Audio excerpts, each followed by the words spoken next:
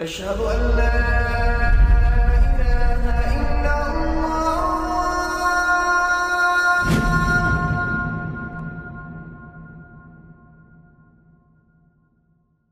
Raindrops media পরিবেশিত audio lecture series সিরাহ। এই সিরিজে আলোচিত হবে পৃথিবীর বুকে শ্রেষ্ঠতম মানুষ রাসূলুল্লাহ মুহাম্মদ সাল্লাল্লাহু আলাইহি ওয়াসাল্লামের জীবন কথা। ইন্নাল হামদুলিল্লাহ ওয়াসসালাতু ওয়াসসালামু আলা রাসূলিল্লাহ ওয়া আলা আলিহি ওয়া আসহাবিহি ওয়া সাল্লামা তাসলিমান কাসীরান মাজিদান ইলা ইয়াউমিদ্দিন, আম্মা বা'দ। আজকে সিরা সিরিজে আমরা ৪৯তম পর্বে উপনীত হয়েছি। এই পর্বে আমরা আলোচনা করব বনু কুরাইজা গোত্রের পরিণতি নিয়ে। বনু কুরাইজার অভিযানটি খন্দকের যুদ্ধের সাথে সরাসরি সম্পর্কযুক্ত, কারণ এই অভিযানটি ছিল আসলে খন্দকের যুদ্ধে বনু কুরাইজার বিশ্বাসঘাতকতার প্রত্যক্ষ ফলাফল বা প্রতিক্রিয়া। আমরা আগের দুই পর্বে আলোচনা করেছি খন্দকের যুদ্ধ নিয়ে। খন্দকের যুদ্ধে কুরাইশ বাহিনী ও গতাফানের আরব মুশরিকরা ১০,০০০ সৈন্য বিশিষ্ট একটি সামরিক জোট গঠন করে মুসলিমদের ওপর একটি সর্বাত্মক হামলা চালানোর পরিকল্পনা করে। তাদের উদ্দেশ্য ছিল মদিনাকে পুরোপুরি দখল করা, ইসলামী রাষ্ট্রকে সম্পূর্ণরূপে ধ্বংস করে নিজেদের মধ্যে গনিমত ভাগাভাগি করে নেয়া। তাদের সাথে যোগ দেয় মদিনার অভ্যন্তরে অবস্থানকারী ইহুদি গোত্র বনু কুরাইজা। মদিনার সনদ অনুসারে তাদের সাথে মুসলিমদের চুক্তি ছিল যে তারা মুসলিমদের বিরুদ্ধে কোনো বহিঃশক্তির পক্ষে অবস্থান নেবে না বা তাদের সাহায্য করবে না, কিন্তু তারা চুক্তি ভঙ্গ করে এবং মুসলিমদের বিরুদ্ধে বিদ্রোহ করে বসে। মুসলিমরা এই জোট বাহিনীকে ঠেকানোর জন্য মদিনার উত্তর দিকে একটি চওড়া পরিখা খনন করে। বনু কুরাইজাকে সামাল দেবার জন্য আল্লাহ রাসূল সাল্লাল্লাহু আলাইহি ওয়াসাল্লাম তার সেনাবাহিনীর একটি অংশকে নিয়োজিত করেন। যুদ্ধে একটি অচল অবস্থা সৃষ্টি হয় এবং পরবর্তীতে নুআইম ইবনে মাসউদ রাদিয়াল্লাহু আনহুর মাধ্যমে আল্লাহ তাআলা যুদ্ধের মোড় ঘুরিয়ে দেন।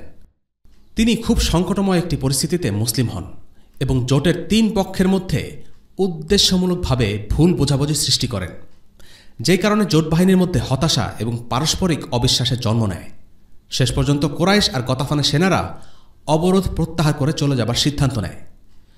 মুসলিমরা আল্লাহর ইচ্ছায় জোট বাহিনীকে পরাস্ত করতে সক্ষম হয়, কিন্তু বনু কুরাইজা পড়ল বিপদে, কারণ তারা থাকত মদিনাতেই।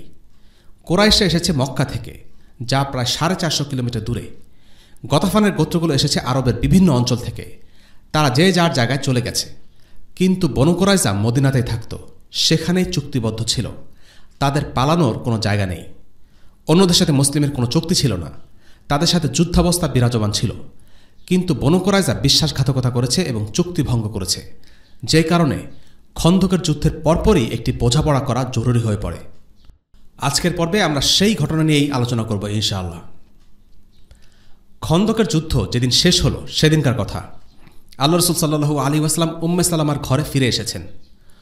অস্ত্রশস্ত্র রেখে বের হলেন গোসল করতে। জোহরের ওয়াক্ত চলছে। ঠিক এমন সময় ধূলি ধূসরিত অবস্থায় তড়িঘড়ি করে জিবরিল আলাইহিস সালাম হাজির হলেন। বললেন, ইয়া রাসূলুল্লাহ, আপনি অস্ত্র নামিয়ে রেখেছেন, কিন্তু আমরা ফেরেশতারা এখনও অস্ত্র নামাইনি। আপনি এখনই ওদের ধাওয়া করুন। রাসূলুল্লাহ সাল্লাল্লাহু আলাইহি ওয়াসাল্লাম জিজ্ঞেস করলেন, কোন দিকে? জিবরিল আলাইহিস সালাম উত্তর দিলেন, এই দিকে, অর্থাৎ বনু কুরাইজার দিকে ইঙ্গিত করলেন। জিবরিল এমন একটি সময় এসেছেন যখন খন্দকের রেশ কাটেনি। এরই মধ্যে বনু কুরাইজাকে শায়েস্তা করার নির্দেশ চলে এলো। রাসূলুল্লাহ সাল্লাল্লাহু আলাইহি ওয়াসাল্লাম সাহাবীদের তৎক্ষণাৎ বেরিয়ে পড়তে আদেশ দিলেন। বলে দিলেন তারা যেন বনু কুরাইজার এলাকায় পৌঁছে তবেই আসরের সালাত আদায় করে। মদিনায় ইবনে উম্মে মাখতুমকে অস্থায়ী প্রশাসক হিসেবে নিযুক্ত করা হলো। সাহাবীরা যখন বনু কুরাইজার এলাকায় পৌঁছলেন তখন আসরের ওয়াক্ত শেষ, তবে একদল আগেই পথের মধ্যে আসর পড়ে নিয়েছিলেন। সবার আগে পৌঁছলেন আলী রাদিয়াল্লাহু আনহু। দেখতে পেলেন বনু কুরাইজা একেবারে বিশ্রী ভাষায় রাসূলুল্লাহ সাল্লাল্লাহু আলাইহি ওয়াসাল্লামকে সমানে গালিগালাজ করছে। ইহুদিরা থাকত তাদের দুর্গে। রাসূলুল্লাহ সাল্লাল্লাহু আলাইহি ওয়াসাল্লাম বনু কুরাইজার এলাকা চারদিক থেকে ঘিরে ফেললেন এবং তাদের দুর্গগুলো অবরোধ করার সিদ্ধান্ত নিলেন। মুসলিম সেনাদলে এইবার ছিল ৩,০০০ সৈনিক আর ৩০টি ঘোড়া। আল্লাহ তাআলা বলেন, وأنزل الذين ظاهروهم من أهل الكتاب من صياصيهم وقذف في قلوبهم الرعب فريقا تقتلون وتأسرون فريقا وأورثكم أرضهم وديارهم وأموالهم وأرضا لم تطئوها وكان الله على كل شيء قديرا। কিতাবীদের মধ্যে যারা এই যুদ্ধে তাদেরকে সাহায্য করেছিল তাদেরকে তিনি দুর্গ হতে অবতরণ করতে বাধ্য করলেন এবং তাদের অন্তরে ভীতি সঞ্চার করলেন। এখন তোমরা তাদের কাউকে করেছ হত্যা, কাউকে করেছ বন্দী, এবং তোমাদেরকে অধিকারী করলেন তাদের ভূমি, ঘরবাড়ি ও ধন সম্পদের, এবং এমন ভূমি যা তোমরা এখনও পদানত করনি। আল্লাহ সর্ববিষয়ে সর্বশক্তিমান। সূরা আহজাব আয়াত ২৬ এবং ২৭। প্রায় ২৫ দিন এই অবরোধ স্থায়ী হয়েছিল। বনু কুরাইজা এক পর্যায়ে বুঝতে পারল যে তাদের কিছু একটা করতে হবে। এভাবে অবরুদ্ধ অবস্থায় তারা বেশি দিন টিকে থাকতে পারবে না। তাদের নেতা কাব ইবনে আসআদ সবাইকে ডেকে ৩টি প্রস্তাব দিল। বলল, তোমরা নিশ্চয়ই দেখতে পাচ্ছ পরিস্থিতি খুবই কঠিন। আমি তোমাদের ৩টি প্রস্তাব দিচ্ছি, তোমাদের যেটা ইচ্ছা গ্রহণ করতে পারো। প্রথম প্রস্তাব, আমরা মুহাম্মাদের আনুগত্য করব এবং তাকে সত্য বলে মেনে নেব। আল্লাহর কসম, তোমরা ভালো করে জানো মুহাম্মদ একজন নবী। তাওরাতে তোমরা যে নবীর বর্ণনা পেয়েছ ইনি সেই লোক। যদি তোমরা তার উপর ঈমান আনো তাহলে বেঁচে যাবে, সেই সাথে তোমাদের জান, মাল, স্ত্রী, পুত্র সবকিছুই রক্ষা পাবে। উত্তর এলো, না, আমরা কখনোই তাওরাতের বিধান ত্যাগ করব না। তাওরাত বাদ দিয়ে অন্য কোনো বিধান আমরা মানব না। কাব বলল, ঠিক আছে, তাহলে আমার দ্বিতীয় প্রস্তাবটা দেই। আমরা আমাদের সন্তান ও নারীদের হত্যা করব এবং তারপর খোলা তরবারি নিয়ে মুহাম্মদ ও তার সঙ্গীদের উপর ঝাঁপিয়ে পড়ব। তাহলে আমাদের আর কোনো পিছুটান থাকবে না। এরপর ততক্ষণ লড়াই করব যতক্ষণ না আল্লাহ আমাদের আর তাদের মাঝে একটা ফয়সালা করে দেন। যদি হেরে যাই তো এমনভাবে মরব যখন আমাদের কোনো বংশধর বেঁচে নেই, কাজেই আমাদের সন্তানদের ভবিষ্যৎ নিয়ে দুশ্চিন্তা করারও কিছু থাকবে না। আর যদি জিতে যাই তাহলে নারী আর শিশুর অভাব আমাদের কখনোই হবে না। উত্তর এলো, এই অসহায় নারী শিশুদের শুধু শুধু মেরে ফেলব? এদের যদি মেরেই ফেলি তাহলে আমাদের বেঁচে থেকে লাভটা কি? কাব তখন শেষ প্রস্তাবটি দিল। বলল, ঠিক আছে, তোমরা যদি এটাও মানতে না চাও তাহলে অন্য একটা প্রস্তাব দিতে পারি। আজকে শনিবারের রাত। আমরা যে শনিবারে যুদ্ধ করি না তারা নিশ্চয়ই এটা জানে। এটা ভেবে হয়তো মুহাম্মদ আর তার সঙ্গীরা কিছুটা অপ্রস্তুত অবস্থায় থাকবে। এই সুযোগে আসো তাদের উপর অতর্কিতে হামলা চালিয়ে সব শেষ করে দেই। এর উত্তরে তারা বলল, আরে তুমি কি পবিত্র শনিবারের পবিত্রতা নষ্ট করে দিতে চাও? তুমি কি জানো না এই শনিবারের অমর্যাদা করে আমাদের পূর্বপুরুষদের কি ভীষণ শাস্তি হয়েছিল? বনু কুরাইজার কাপুরুষতা আর সিদ্ধান্তহীনতা দেখে কাব চরম বিরক্ত হল। বলল, ধুর, তোমাদের মধ্যে একটা বাপের বেটাও নেই যে মায়ের পেট থেকে বেরোনোর পর একটা রাত কোনো বিষয়ে মনস্থির করে ঘুমোতে পেরেছে। এই অল্প কয়েকদিনের মধ্যেই বনু কুরাইজা একেবারে ভেঙে পড়ে। লড়াই করার মানসিক শক্তিটুকু পর্যন্ত তাদের আর কারো মাঝে নেই। ভয়, সিদ্ধান্তহীনতা তাদের পুরোপুরি গ্রাস করে ফেলেছে। যত সাহস আর আস্ফালন সব তলানিতে গিয়ে ঠেকল। তাদের সামনে একটাই রাস্তা খোলা ছিল, সেটা হচ্ছে আত্মসমর্পণ করা। আত্মসমর্পণ ছাড়া তারা আর কিছুই ভাবতে পারছিল না। তারা রাসূলুল্লাহ সাল্লাল্লাহু আলাইহি ওয়াসাল্লামের সাহাবী আবু লুবাবা রাদিয়াল্লাহু আনহুর কাছে পরামর্শ চাইল, কারণ আবু লুবাবা জাহিলিয়াতের যুগে তাদের বন্ধু ছিলেন। তাকে দেখে সবাই দৌড়ে এলো। নারী ও শিশুরা কান্নায় ভেঙে পড়ল। তাদের অবস্থা দেখে আবু লুবাবার মন একটু যেন দুর্বল হয়ে যায়। তারা আবু লুবাবাকে জিজ্ঞেস করে, যদি আমরা আত্মসমর্পণ করি তাহলে আমাদের ভবিষ্যৎ কি হবে, কোনো ধারণা দিতে পারেন? আবু লুবাবা হাত দিয়ে গলার দিকে ইঙ্গিত করে দেখালেন, বোঝালেন, যদি তারা আত্মসমর্পণ করে তাহলে মৃত্যুই হবে তাদের পরিণতি। কিন্তু বনু কুরাইজার অবস্থা ততদিনে এতটাই শোচনীয় যে আত্মসমর্পণের সম্ভাব্য পরিণতির কথা জেনেও তারা অগত্যা সেই পথই ধরে। আসলে খন্দকের যুদ্ধে এত বড় বিশ্বাসঘাতকতা করার পর তারা আর প্রতিরোধ করার কথা ভাবতে পারছিল না। যেই পরিমাণ রসদ তাদের জমা ছিল তারা সেটা দিয়ে আরও কয়েকদিন অবরোধ টিকিয়ে রাখতে পারত, কিন্তু সেটা করার জন্য যে মানসিক শক্তি প্রয়োজন সেটা তাদের ছিল না। শেষ পর্যন্ত বনু কুরাইজা আত্মসমর্পণের পথই বেছে নেয়। তবে তারা একটা শর্ত দিল, সেটা হচ্ছে সাআদ বিন মুআজ রাদিয়াল্লাহু আনহু যেন তাদের বিচারক হয়। আত্মসমর্পণের পর তাদের কি পরিণতি হবে সেই ব্যাপারে সাআদ চূড়ান্ত সিদ্ধান্ত দেবেন, এটাই ছিল তাদের শর্ত। সাআদ বিন মুআজকে বেছে নেবার কারণ হল সাআদ ছিল আওস গোত্রের লোক, আওস গোত্রের লোকের সাথে বনু কুরাইজার একসময় মিত্রতা ছিল। তাদের আশা ছিল সাআদ ইবনে মুআজ রাদিয়াল্লাহু আনহু নিশ্চয়ই তাদের প্রতি কঠোর হবেন না। রাসূলুল্লাহ সাল্লাল্লাহু আলাইহি ওয়াসাল্লাম তাদের এই প্রস্তাবে রাজি হলেন। সাআদ ইবনে মুআজ বনু কুরাইজার অবরোধের বিচার করবেন, এটাই নির্ধারিত হল। তবে তার আগে এই ঘটনার কিছুদিন আগের একটি ঘটনা জেনে নেই। খন্দকের যুদ্ধের সময় সাআদ ইবনে মুআজ রাদিয়াল্লাহু আনহু আহত হয়েছিলেন। তার শরীরের একটি অংশ উন্মুক্ত ছিল, সেখানে কোনো বর্ম ছিল না। ঠিক সেখানেই একটি তীর বিধে তিনি আহত হন।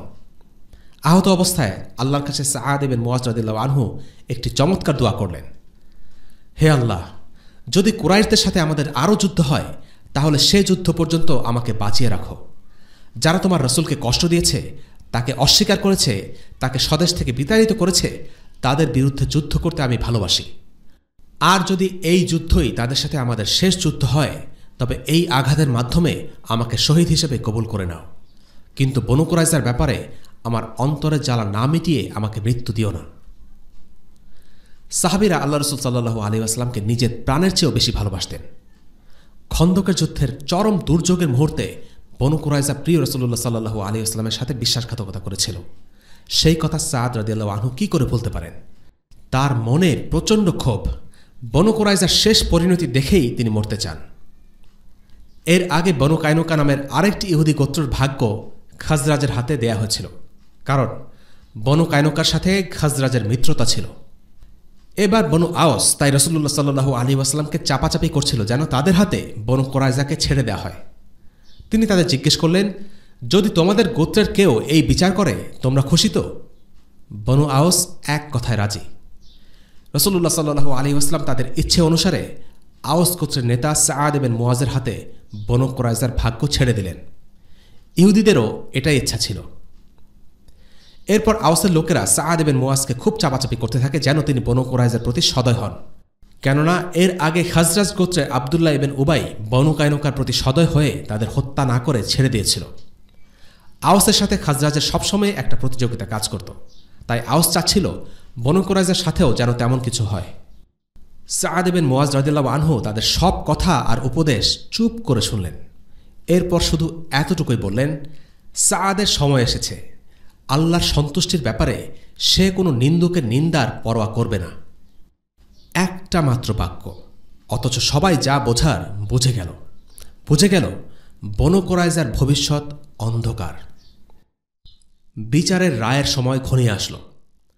আহত সাআদ ইবনে মুআজ রাদিয়াল্লাহু আনহুকে রাখা হয়েছিল রাসূলুল্লাহ সাল্লাল্লাহু আলাইহি ওয়াসাল্লামের মসজিদের ভেতরে একটি তাঁবুতে। রুফায়দা আল আসলামিয়া নামের এক আনসারী নারীকে আল্লাহ রাসূল সাল্লাল্লাহু আলাইহি ওয়াসাল্লাম সাআদের দেখাশোনার দায়িত্ব দেন। বলা যেতে পারে এই তাঁবু ছিল ইসলামের ইতিহাসে প্রথম সামরিক হাসপাতাল। সাধারণভাবে কেউ আহত হলে তার পরিবার তার দেখাশোনা করত, কিন্তু আল্লাহ রাসূল সাল্লাল্লাহু আলাইহি ওয়াসাল্লাম সাআদকে নিজের কাছাকাছি রাখেন যেন তাকে বারবার দেখতে পারেন। বিচারের দিন এলো।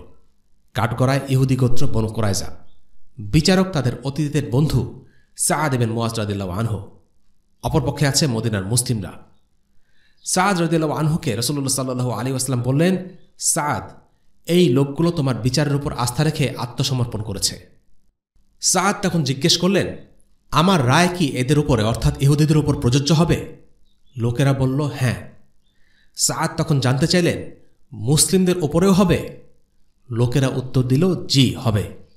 কিন্তু সাআদ আবার জিজ্ঞেস করলেন, এখানে যারা উপস্থিত আছেন তাদের উপরেও প্রযোজ্য হবে?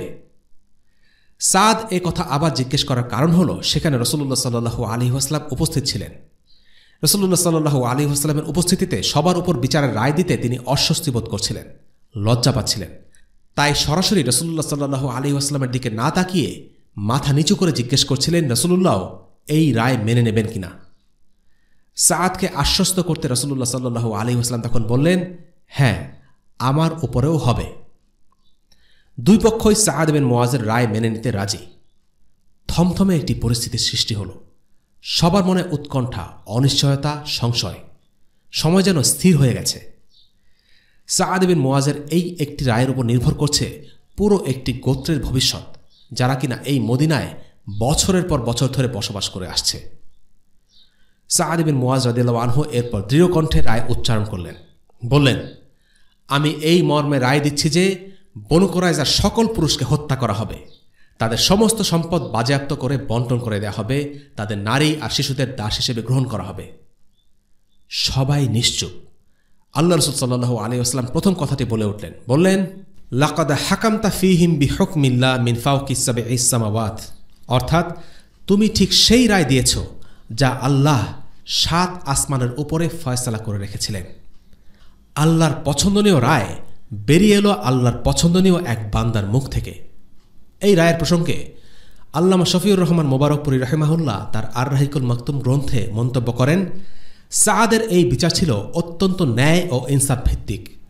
কারণ বনু কুরাইজা মুসলিমদের জীবন মরণের জন্য অত্যন্ত নাজুক পরিস্থিতিতে যা করতে চেয়েছিল তা ছিল অত্যন্ত ভয়াবহ এবং বিভীষিকাময়। অঙ্গীকার ভঙ্গের একটি জঘন্য অপরাধও তারা করেছিল।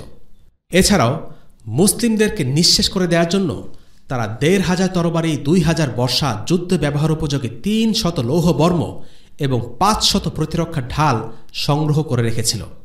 পরবর্তীকালে সেগুলো মুসলিমদের অধিকারে চলে আসে। রায় কার্যকরের সময় এলো। মদিনার বাজারে বিশাল কয়েকটি গর্ত করা হলো। পুরুষদের হাত বেঁধে ফেলা হলো, নারী ও শিশুদের আলাদা করা হলো। এরপর দলে দলে ইহুদি পুরুষদের নাম ধরে ডাকা শুরু হলো। কেউ কেউ বুঝতে পারছিল না কি হতে যাচ্ছে। তারা তাদের নেতা কাআব ইবনে আসাদকে জিজ্ঞেস করল, আচ্ছা, তুমি কি জানো আমাদের সাথে কি হতে যাচ্ছে? অত্যন্ত বিরক্তির সাথে কাআব উত্তর দিল, তোমরা কি সারা জীবন এমন বেকবি থেকে যাবে? দেখতে পাচ্ছ না যাদের ডাকা হচ্ছে তারা আর কেউ ফিরে আসছে না? আল্লাহর কসম, এক এক করে আমাদের সবাইকে মেরে ফেলা হবে। কিছুক্ষণ পর বনু নজরের নেতা হুয়াই বিন আখতাব আন নজরিকে ধরে আনা হলো। রাসূলুল্লাহ সাল্লাল্লাহু আলাইহি ওয়াসাল্লামের মদিনার আগমনের প্রথম দিন থেকে সে রাসূলুল্লাহ শত্রু, সেই ঘটনা আগেই উল্লেখ করা হয়েছে। বনু কুরাইজার বিদ্রোহের পেছনে মূল নায়কও ছিল হুয়াই। সে কাআব ইবনে আসাদকে রাসূলুল্লাহ সাল্লাল্লাহু আলাইহি ওয়াসাল্লামের বিরুদ্ধে বিদ্রোহ করতে ফুসলে দিয়েছিল, যা আমরা আগে আলোচনা করেছি। কাআব ইবনে আসাদকে সে কথা দিয়েছিল, যদি খন্দকের যুদ্ধে কুরাইশরা মুসলিমদের পরাজিত করতে না পারে তাহলে সে বনু কুরাইজার সাথে থেকে যাবে, তাদের সাথে সেও তাদের ভাগ্য বরণ করে নেবে। হুয়াই বিন আখতাবের হাত বেঁধে টেনে আনা হলো। তার গায়ে একটা দামি চাদর, সেই চাদরের বিভিন্ন জায়গায় ফুটো করা। সে নিজেই চাদরে ফুটো করে রেখেছিল যেন মুসলিমরা সেই চাদরকে গনিমত হিসেবে ব্যবহার করতে না পারে। রাসূলুল্লাহকে দেখেই সে চিৎকার করে উঠল, তোমার সাথে শত্রুতা করে আমার বিন্দুমাত্র আফসোস নেই, তবে বাস্তবতা হচ্ছে যে আল্লাহকে ত্যাগ করে তার ধ্বংস অনিবার্য, যা আজকে আমার সাথে হচ্ছে। এই কথা বলে সে তার নিজের লোকদের উদ্দেশ্য করে বলল, আজকে যা হচ্ছে তা আল্লাহরই ফয়সালা। বনু ইসরায়েলের কপালে আল্লাহ এটাই লিখে রেখেছিলেন। এরপর তাকে হত্যা করা হয়। এরপর ধরে আনা হলো বনু কুরাইজার নেতা কাআব ইবনে আসাদ আল কুরাইজিকে। তাকে দেখে রাসূলুল্লাহ বললেন, তুমি কি কাআব ইবনে আসাদ? জি, আমি কাআব ইবনে আসাদ। রাসূলুল্লাহ সাল্লাল্লাহু আলাইহি ওয়াসাল্লাম বললেন, ইবন খুরাশ তোমাকে একটা উপদেশ দিয়েছিল, সেটা তুমি শুনলে না। সে কি তোমাকে বলেনি আমার অনুসরণ করতে? সে কি বলেনি আমার সাথে তোমার দেখা হলে তার পক্ষ থেকে সালাম পৌঁছে দিতে? কাআব ইবনে আসাদ উত্তর দিল, তাওরাতের কসম, এই কথাগুলো সে আমাকে বলেছিল আবুল কাসিম। সত্যি বলতে কি, আমি আপনার অনুসারী হতেই চেয়েছিলাম, কিন্তু সেটা করলে আজ ইহুদিরা বলতো আমি কাপুরুষের মতো যুদ্ধের ময়দান ছেড়ে পালিয়েছি। সেই ভয়ে আমার আর অনুসরণ করা হলো না। আজ তাই আমি ইহুদিদের ধর্মের উপরেই অটল আছি। এরপর রাসূলুল্লাহর আদেশে কাবকেও হত্যা করা হলো। অল্প কয়েকজন বাদে প্রায় সকল প্রাপ্তবয়স্ক ইহুদি পুরুষকে হত্যা করা হয়। পুরুষদের গোফ, দাড়ি বা লজ্জাস্থানের লোম পরীক্ষা করে দেখা হলো সে পুরুষ না শিশু। যাদের লোম গজায়নি তারা ছাড়া পেল, আর যারা বয়স্ক তাদের প্রায় সবাইকে এক এক করে হত্যা করা হয়। সেদিনের এক নাবালেগ প্রত্যক্ষদর্শী ছিলেন আতিয়া। তিনি বলেন, সেদিন প্রত্যেক প্রাপ্তবয়স্ক পুরুষকে হত্যা করা হয়। আমি সে সময় কিশোর ছিলাম, তাই আমাকে ছেড়ে দেয়া হয়। এই অভিযানে একজন মহিলাকেও হত্যা করা হয়। যখন বনু কুরাইজার পুরুষদের এক এক করে নাম ধরে ডাকা হচ্ছিল, তখন এক মহিলা পুরো সময় জুড়ে হা হা করে হাসতে থাকে। এরপর হঠাৎ সেই মহিলার নাম ধরে ডাক দেয়া হয়। তার কাছেই বসা ছিলেন মা আয়েশা রাদিয়াল্লাহু আনহা। তিনি অবাক হয়ে সেই মহিলাকে জিজ্ঞেস করেন, তোমার হয়েছেটা কি? তোমার নাম কেন ডাকা হলো? সে বলল, কারণ আমাকে এখন হত্যা করা হবে। আয়েশা জানতে চাইলেন কেন? সে বলল, কারণ আমি একটা অন্যায় করেছি। আয়েশা রাদিয়াল্লাহু আনহা পরবর্তীতে সেই মহিলার অপরাধের কথা জানতে পারেন। সে জাতা ছড়ে খাল্লাদ ইবনে সুআইদকে হত্যা করেছিল। নিহতদের মধ্যে সেই ছিল একমাত্র মহিলা। মদিনার বাজারে সেদিন কয়েকশো ইহুদির উপর মৃত্যুদণ্ড কার্যকর করা হয়। সংখ্যাটি 400 থেকে 900-র মাঝামাঝি। অল্প কিছু ইহুদিকে ছেড়ে দেওয়া হয়। আমর ইবনে সাআদি নামের এক লোক অঙ্গীকার ভঙ্গ করায় অংশ নেয়নি, সে আগেই বের হয়ে যায়, তাকে ছেড়ে দেওয়া হয়। অস্ত্রশস্ত্র নিক্ষেপ ও আত্মসমর্পণের আগেই কিছু লোক ইসলাম গ্রহণ করে, তাদেরকেও ছেড়ে দেওয়া হয়। রাসূলুল্লাহ সাহাবী সাবিত ইবনে কাইস রাদিয়াল্লাহু আনহু রাসূলুল্লাহ সাল্লাল্লাহু আলাইহি ওয়াসাল্লামের কাছে এসে অনুরোধ করলেন যেন এক ইহুদিকে ছেড়ে দেওয়া হয়। জাহিলিয়াতের যুগে সেই লোক তার উপকার করেছিল। সেই ইহুদির নাম ছিল আজ-জুবাইর ইবনে বাতা। রাসূলুল্লাহ সাল্লাল্লাহু আলাইহি ওয়াসাল্লাম সাবিতের অনুরোধ রাখলেন, আজ-জুবাইরকে ছেড়ে দিলেন। সাবিত তার জাহিলিয়াতের বন্ধু আজ-জুবাইরকে এই সুখবর দিয়ে আসলো। আজ-জুবাইর ছিল অন্ধ। সে বলল, আমাকে দেখাশোনা করার মতো তেমন কেউ তো নেই, এভাবে বেঁচে থেকে কী লাভ? সাবিত তখন রাসূলুল্লাহ সাল্লাল্লাহু আলাইহি ওয়াসাল্লামের কাছে অনুরোধ করলেন যেন আজ-জুবাইরের স্ত্রী সন্তানদেরকে মুক্ত করে দেয়া হয়। রাসূলুল্লাহ রাজি হলেন।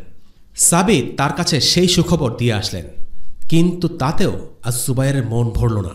সে বলল, অর্থ সম্পদ ছাড়া একটি পরিবার কিভাবে হিজাজের মতো স্থানে বেঁচে থাকবে? সাবিত খুব করে চাচ্ছিলেন আজ-জুবাইরের জন্য কিছু একটা করতে, কারণ বুআসের যুদ্ধে এই আজ-জুবাইর সাবিতকে সাহায্য করেছিলেন। তাই সাবিত আবারও আজ-জুবাইরের পক্ষ হয়ে আল্লাহ রসুলের কাছে গেলেন যেন তার সম্পত্তি ফিরিয়ে দেওয়া হয়। রাসূলুল্লাহ সাল্লাল্লাহু আলাইহি ওয়াসাল্লাম সেটাও মঞ্জুর করলেন। সাবিত আজ-জুবাইরের কাছে ছুটে গেলেন, বললেন, আল্লাহ রসুল তোমাকে তোমার পরিবার আর সম্পদ ফিরিয়ে দিয়েছেন, তুমি ইসলাম গ্রহণ করে ফেলো, আল্লাহর শাস্তি থেকে চিরদিনের জন্য নিরাপদ হয়ে যাও। আজ-জুবাইর তখন বনু কুরাইজার নেতাদের কথা জানতে চাইলেন। সাবিত বললেন, তাদের হত্যা করা হয়েছে।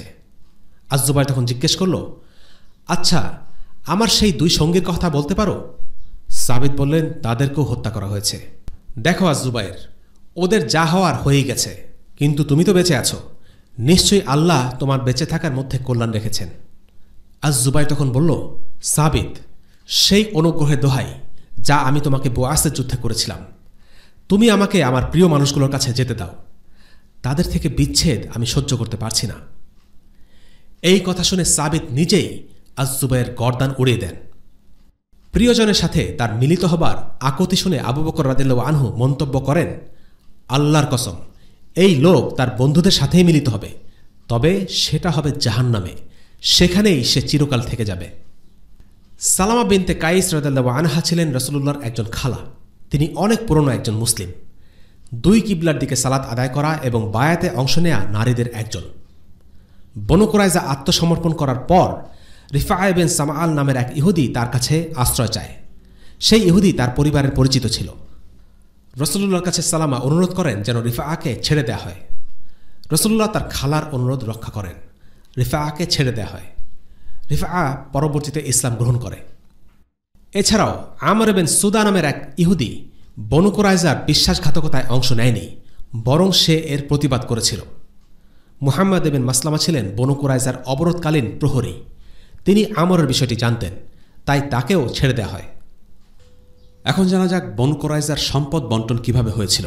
প্রথমত, সাআদ বিন মুআজ রাদিয়াল্লাহু আনহুর রায় অনুসারে বনু কুরাইজার সমস্ত সম্পদ বাজেয়াপ্ত করা হয়। গনিমত হিসেবে মুসলিমরা সেগুলো লাভ করে। মুসলিমরা এই অভিযান থেকে 1,500 তরবারি, 2,000 বর্ষা, 300 শিরস্ত্রাণ, 1000 দেরেক বর্ম এবং অসংখ্য উট আর ভেড়া লাভ করে। এই সম্পদের 5 ভাগের 4 ভাগ মুজাহিদদের মাঝে ভাগ করে দেয়া হয়। মুসলিমরা বিপুল পরিমাণ মদও লাভ করে, কিন্তু হারাম হবার কারণে সেগুলো থেকে কিছুই গ্রহণ করা হয়নি, সেগুলো ফেলে দেওয়া হয়। এই অভিযানে শহীদ খাল্লাদ ইবনে সুআইদ রাদিয়াল্লাহু আনহু এবং আরেকজন সাহাবীর পরিবারদের গনিমতের ভাগ দেয়া হয়। বনু কুরাইজার কিছু সম্পদ মুসলিমরা অস্ত্রের জোর ছাড়াই লাভ করেছিল। সেগুলো দিয়ে আল্লাহ রাসূল সাল্লাল্লাহু আলাইহি ওয়াসাল্লাম শাম থেকে অস্ত্র কেনার জন্য সাআদ ইবনে উবাদা রাদিয়াল্লাহু আনহুকে পাঠান, আর যুদ্ধবন্দীদের পাঠিয়ে দেওয়া হয় নাজদে। সেখানে তাদেরকে ঘোড়া আর অস্ত্রশস্ত্রের বিনিময়ে বিক্রি করে দিয়ে আসেন সাঈদ ইবনে যায়েদ রাদিয়াল্লাহু আনহু। দ্বিতীয়ত, যেসব সম্পদ বহনযোগ্য ছিল না, যেমন বনু কুরাইজার বাড়িঘর, সেগুলো পুরোপুরি দিয়ে দেওয়া হয় মুহাজিরদেরকে।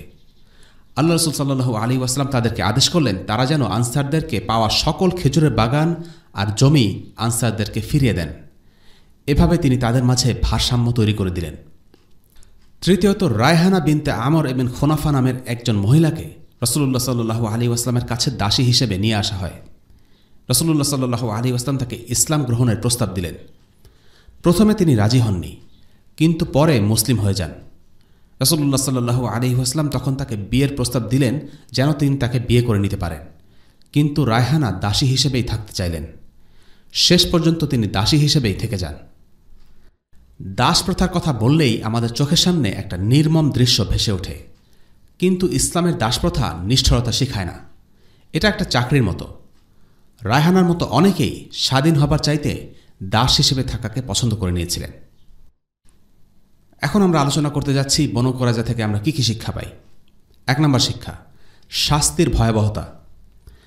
বনু কুরাইজার এই ঘটনা ইসলাম বিদ্বেষীদের জন্য একটি প্রিয় হাতিয়ার। সন্দেহ নেই বনু কুরাইজাকে অত্যন্ত গুরুতর শাস্তি দেওয়া হয়েছিল। কয়েকশো পুরুষকে হত্যা করা হয়েছে, নারী ও শিশুদের দাস বানানো হয়েছে এবং তাদের সব সম্পত্তি বাজেয়াপ্ত করা হয়েছে। এসব দেখিয়ে ইসলাম বিদ্বেষীরা বলতে চায় রাসূলুল্লাহ সাল্লাল্লাহু আলাইহি ওয়াসাল্লাম ছিলেন নিষ্ঠুর, মুসলিমরা হলো বর্বর। কিন্তু পুরো ঘটনার প্রেক্ষাপটকে তারা এড়িয়ে যেতে চায়। কেন তাদেরকে এত বড় শাস্তি দেওয়া হয়েছিল সেই প্রশ্নের উত্তর এক শব্দে দেয়া যায়, আর তা হল বিশ্বাসঘাতকতা। তারা যে অপরাধটি করেছিল সেই অপরাধটিকে এখনকার আইনের ভাষায় বলা হয় রাষ্ট্রদ্রোহিতা। বনু কুরাইজার সাথে মুসলিমদের চুক্তি ছিল, তারা ছিল ইসলামী রাষ্ট্রের নাগরিক। চুক্তিবদ্ধ ও নাগরিক থাকা অবস্থায় তারা একটি বহিঃশত্রুর সাথে ষড়যন্ত্র করেছিল। তাদের উদ্দেশ্য ছিল মদিনার রাষ্ট্রকে সম্পূর্ণ ধ্বংস করে দেয়া এবং মুসলিমদের ওপর গণহত্যা চালানো।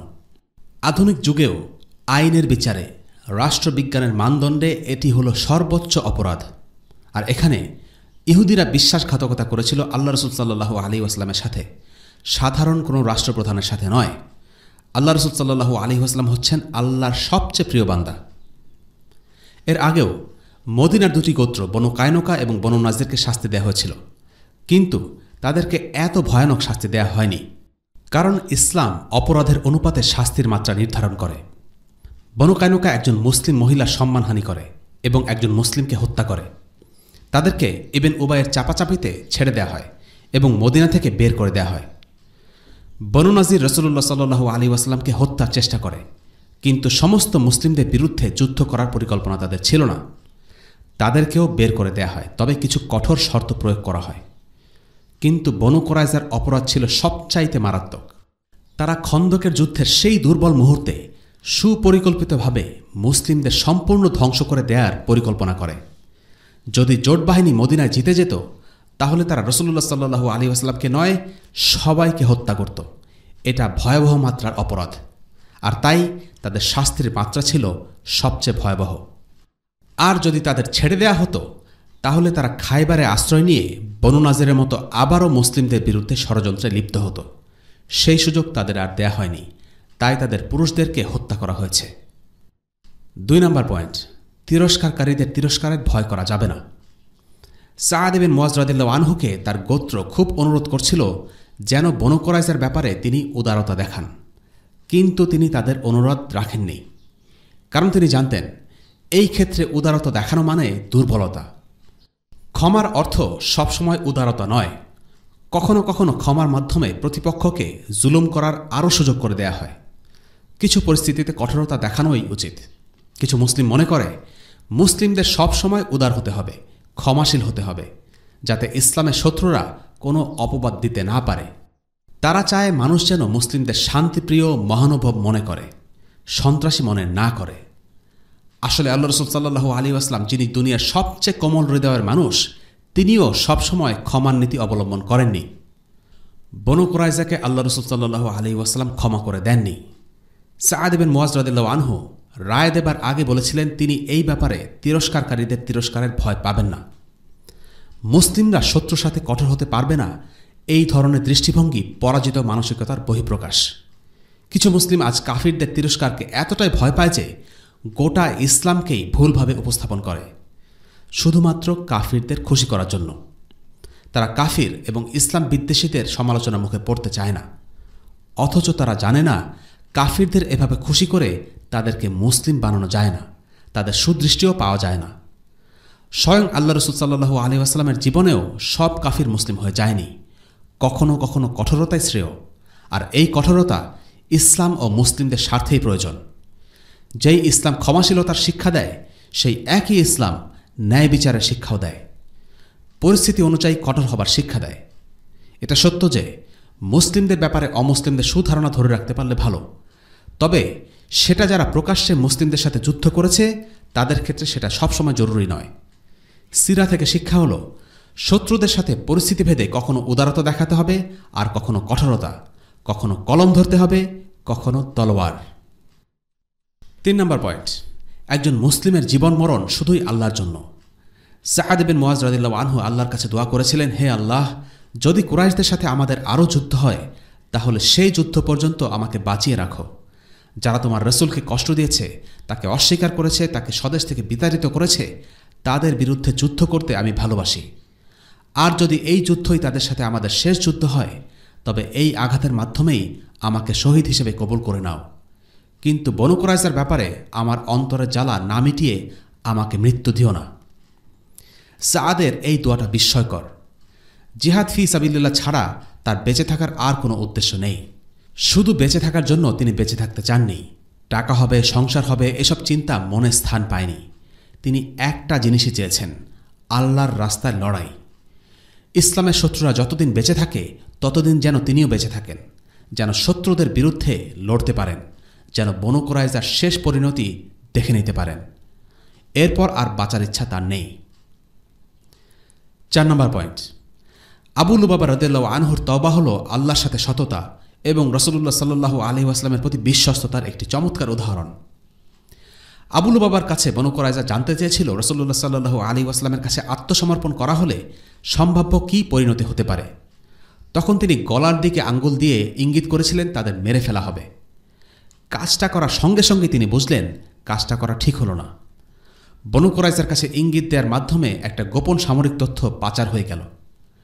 আল্লাহ ও তার রসুল সাল্লাল্লাহু আলাইহি ওয়াসাল্লামের সাথে বিশ্বাস ভঙ্গ করা হয়ে গেল। কাজটা যে তিনি খুব ভেবেচিন্তে করেছেন তা নয়, কিন্তু এই গুনাহের অনুশোচনা তাকে বারবার দংশন করতে থাকে। আবু লুবাবা রাদিয়াল্লাহু আনহু চাইলে পুরো বিষয়টা রাসূলুল্লাহর কাছে গোপন রাখতে পারতেন। বিষয়টা তিনি চেপে গেলেও কেউ বুঝতেও না, জানতেও না। তিনি চাইলে এভাবেই গোটা জীবন পার করে দিতে পারতেন। মুখে একটা মেকি হাসি ধরে রাসূলুল্লাহ সাল্লাল্লাহু আলাইহি ওয়াসাল্লামের সাথে এমনভাবে কথা বলতে পারতেন যেন কিছুই হয়নি। কিন্তু তিনি সেটা চাননি। তিনি চেয়েছেন গুনাহ থেকে মুক্তি। তিনি সৎ ছিলেন, সত্যবাদী ছিলেন, তাই বিষয়টা গোপন করার চেষ্টা করলেন না, নিজেই জানিয়ে দিলেন। ফিরে এসে মসজিদে নববীর একটি খুঁটির সাথে নিজেকে বেঁধে ফেলে বললেন, আল্লাহ আমাকে ক্ষমা করা না পর্যন্ত আমি নিজেকে মুক্ত করব না। খুঁটিতে বাঁধা সেই দিনগুলোতে সালাতের ওয়াক্ত হলে তার স্ত্রী এসে বাঁধন খুলে দিতেন, সালাত শেষ হলে আবার বেঁধে দিতেন। এভাবে 6 দিন পার হয়ে গেল।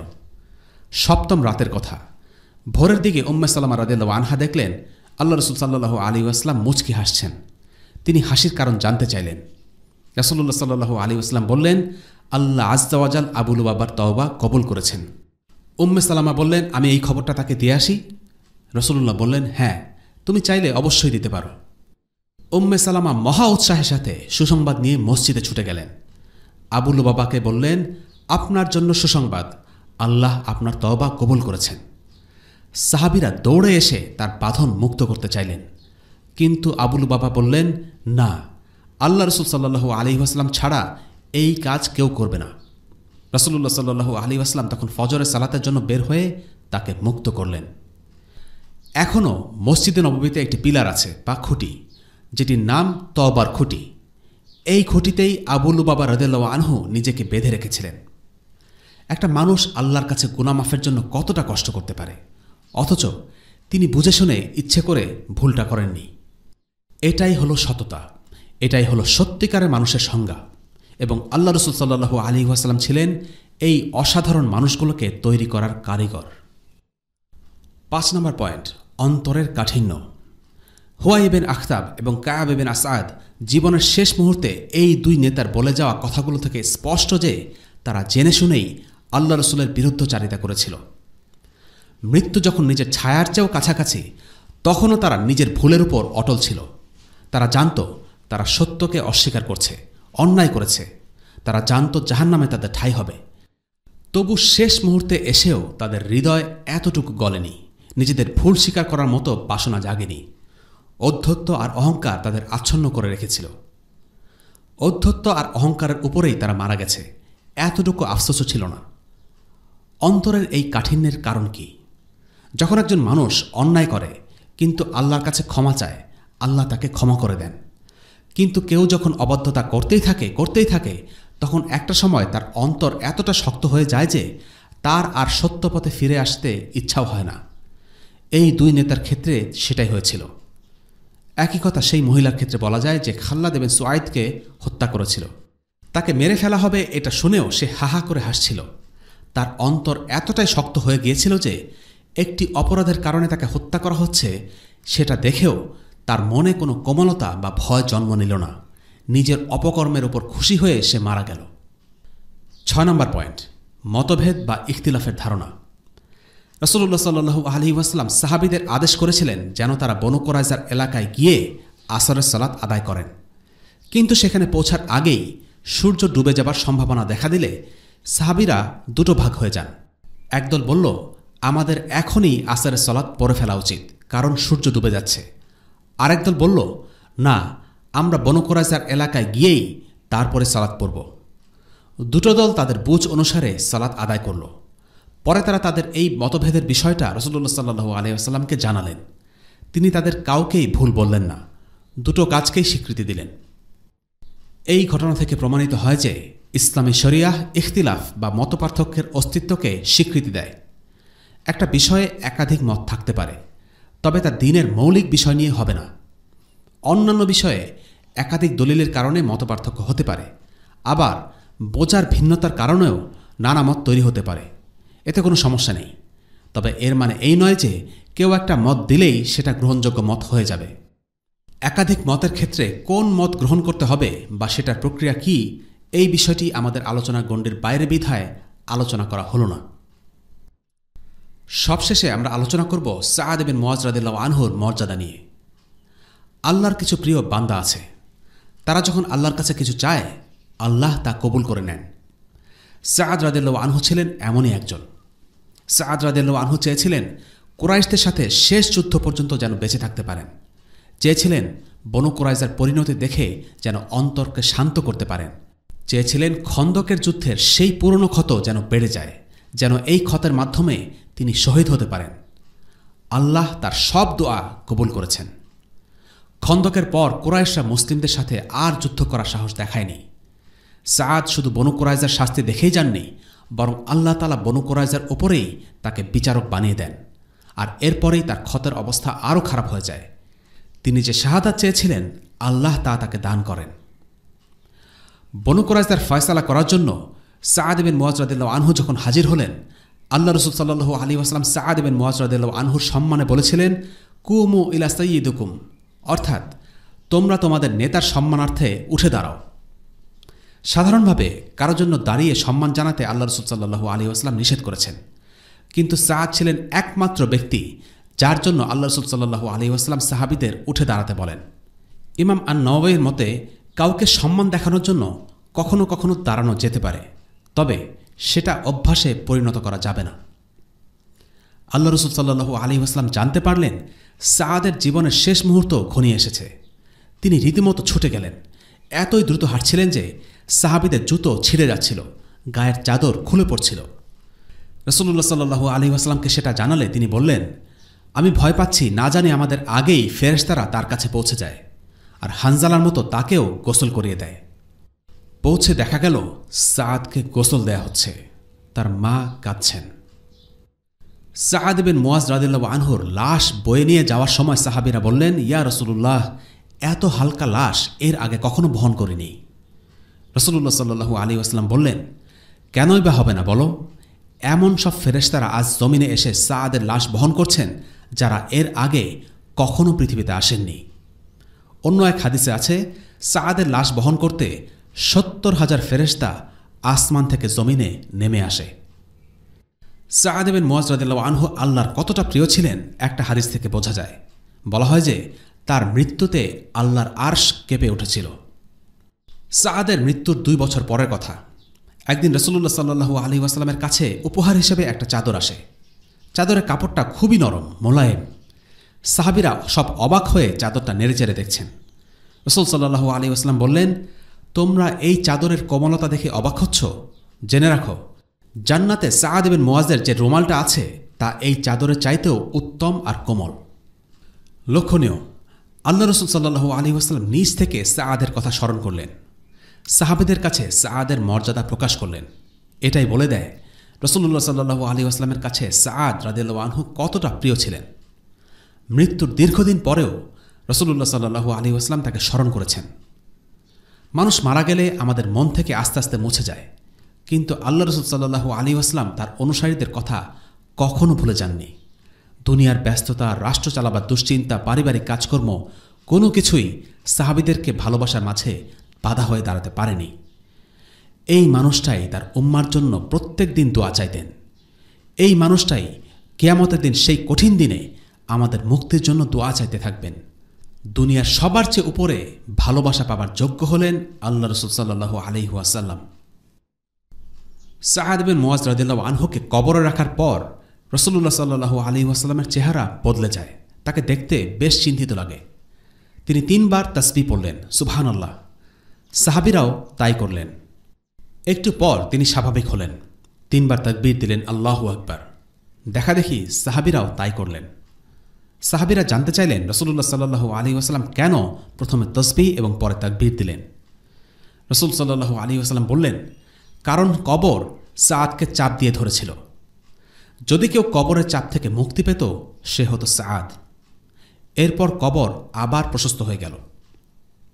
সাআদ বিন মুআয রাদিয়াল্লাহু আনহু যখন মারা যান, তখন তার বয়স ছিল 36 কিংবা 37 বছর। নিতান্ত তরুণ বয়সে তিনি নেতৃত্ব লাভ করেন। আল্লাহ নবীর আনসার হওয়ার সিদ্ধান্ত যখন নেন, তখন তিনি 30 বছরের টকবকে যুবক। দ্বীনের জন্য একজন মুসলিম যুবক কিভাবে নিজের জীবন দিয়ে দেয়, তার উৎকৃষ্ট নমুনা সাআদ বিন মুআযের জীবন। সাআদ বিন মুআয রাদিয়াল্লাহু আনহু সফল। আখিরাতের দাঁড়িপাল্লায় তার জীবনটা সোনার চাইতেও দামি। আমরা আজ যেন ভুলেই গেছি দ্বীনের খেদমত রক্ত দিয়ে করা লাগে। আজকাল অনেকের চোখে দ্বীনের খেদমতের অর্থ হল ঘরের শান্ত স্নিগ্ধ পরিবেশে ইসলাম নিয়ে পড়াশোনা করা, 5 স্টার হোটেলে কনফারেন্স করে ইসলামী লেকচার দেয়া। এতটুকু করেই তারা মনে করে আল্লাহর দ্বীনের বিশাল খেদমত করে ফেলেছে। অথচ আল্লাহর রাস্তায় তাদের শরীরের 1 ফোঁটা রক্ত ঝরেনি। গ্রীষ্মের দিনে শীতাতপ নিয়ন্ত্রিত গাড়িতে চড়ে আর শীতের দিনে হিটারের উষ্ণতা উপভোগ করে আল্লাহর দ্বীনের খেদমত করাটা যথেষ্ট না। দ্বীনের খেদমত করতে হলে শরীর থেকে আরামের চাদরটা ছেড়ে ফেলতে হয়, পরিশ্রম করতে হয়, ত্যাগ করতে হয়, রক্ত ঝরাতে হয়। আনসাররা দ্বীনের জন্য যুদ্ধ করেছেন। সেই যুদ্ধে নিজেদের জান মাল, নিজেদের জীবন সম্পদ সমস্ত কিছু বিলিয়ে দিয়েছেন।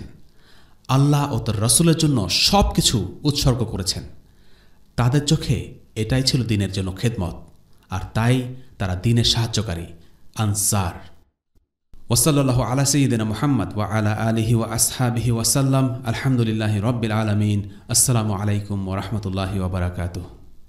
রেইনড্রপস মিডিয়ার অন্যান্য প্রজেক্ট সম্পর্কে জানতে ভিজিট করুন www.raindropsmedia.org অথবা ফেসবুক পেজ www.facebook.com/raindropsmedia অথবা ইউটিউব চ্যানেল www.youtube.com/raindropsmediaorg2015